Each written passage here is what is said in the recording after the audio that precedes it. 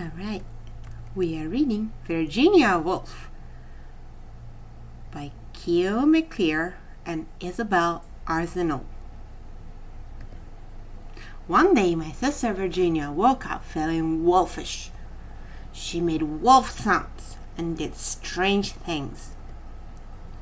When I painted her picture, she growled, "Vanessa, don't!"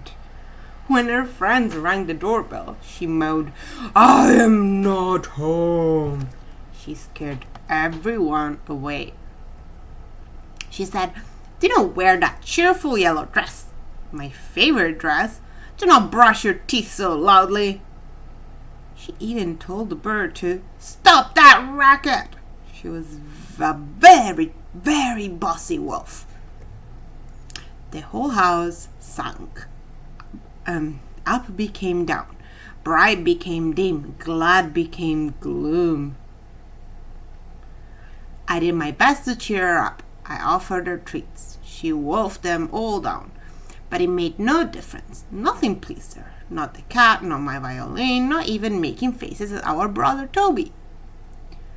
She pulled up her covers and said, "Leave me alone." Then she said nothing to anybody. I lay beside her on the bed. We were two quiet lumps under the blanket. We sank deep among the pillows. We looked out the window and gazed at the sky. We watched the clouds, a smuggy sailboat, a flying llama, and a floating castle. It was like a whole other world. Still, my sister said nothing to anybody. After a while, I said, "There must be something that will make everything feel better." I said, "Please, Virginia." I said, "Say something."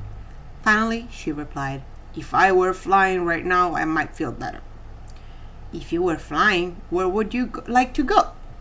I opened her atlas and named a few places. Paris, Tokyo, Mexico City.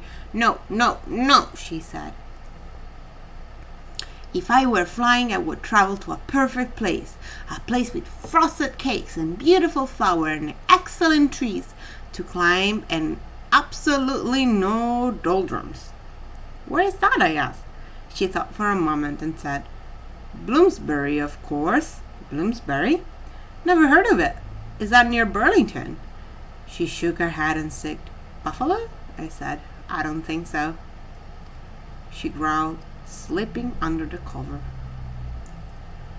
I flipped through her atlas, but found no Bloomsbury, no perfect place. I didn't tell my sister, but I had an idea. I found my art box and a stack of paper and tiptoed around the room while my sister napped.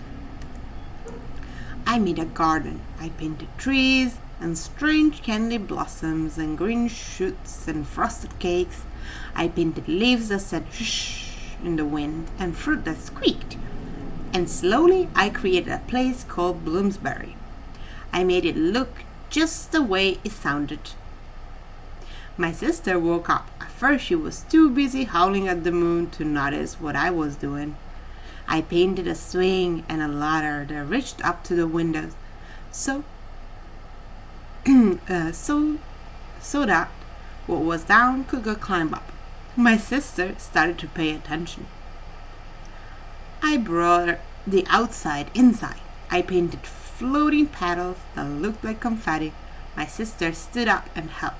She said wolves like to wander around. So we painted a field with a big roaming space. We made turquoise birds and purple butterflies out of colored paper. And Virginia told a story about a gray-shelled snail that passed along the earth and reached the top of a mountain without realizing it. The whole house lifted.